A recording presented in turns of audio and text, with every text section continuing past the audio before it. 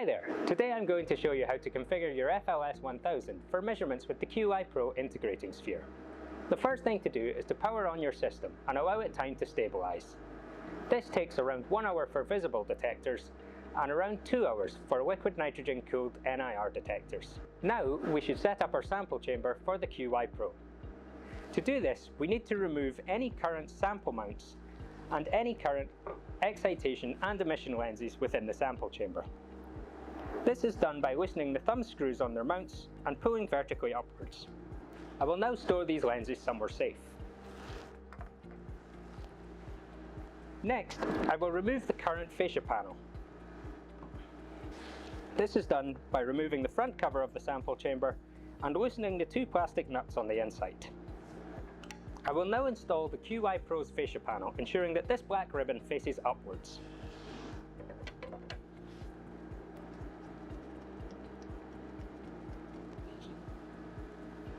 The next step is to connect our QYPro. This is done with these 2 connectors here. The bayonet connector is to the button on the fascia panel, and the D plug is to the D supply within the sample chamber. If you have an older model FLS and the sphere is an upgrade, this D plug will connect to an external power supply. The QYPro is now ready to be lowered into the sample chamber. First, I remove the emission port cover. So we now have an empty emission port and the excitation lens. It's important to ensure that the excitation lens is aligned with our excitation monochromator and our emission port is aligned with the detector.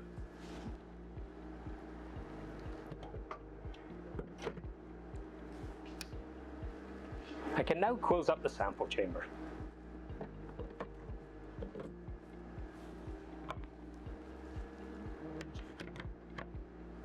And store this somewhere safe. We're now ready to install a sample mount. Firstly, I'll show you how to install the Cuvette sample mount. So we grab our photoluminescence accessories box.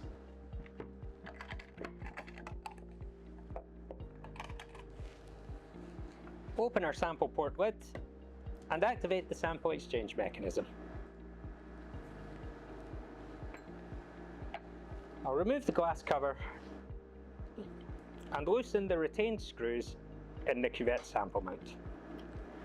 Note, it's important to always wear gloves when working with the integrating sphere and handling PTFE parts. I like to have one of these little air dusters on hand, just to remove any surface dust before I install it to the sphere. When working with the Cuvette sample mount, it's important to note the correct orientation. This is when the Cuvette mount here is furthest from our excitation source over here. So I will align this here, give it a small wiggle to ensure that the screws are seated, and lightly tighten the retained shoulder screws.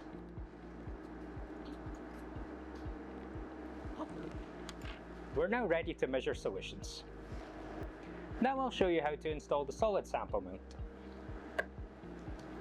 Remember, it's important to wear gloves when handling our PTFE parts. I will loosen the retained shoulder screws, allowing me to remove the sample mount from our box, and use this air duster to clean off any surface dust. The solid sample mount has 2 positions. This is the direct position underneath the mirror, and the indirect position behind the mirror arm.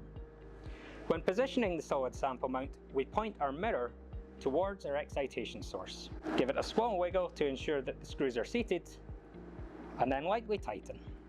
When working with the solid sample mount, it's important that both positions, the direct and indirect, are filled. If working direct only, in front of the mirror, you should always leave one of your PTFE blanking plugs in the indirect position. When measuring in the indirect position, you should always put a PTFE blanking plug in the direct position. The QYPro is designed with versatility in mind and is able to be used with T-geometry system. To do this, we need to swap the position of the excitation lens from the front side here to the back side here. This is simple and can be done with a small posi head screwdriver. We remove the 2 screws which are retaining the excitation lens and remove the excitation lens. We then repeat this at the back and remove the PTFE blank. We now install the PTFE blank on this side and our excitation lens to the back side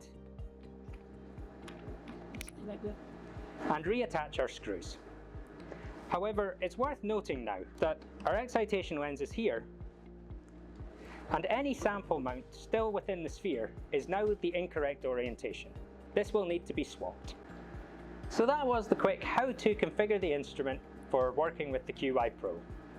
To see how to perform measurements with the QYPro or how to prepare your samples, check out our other videos. And to stay up to date with our future topics, like and subscribe.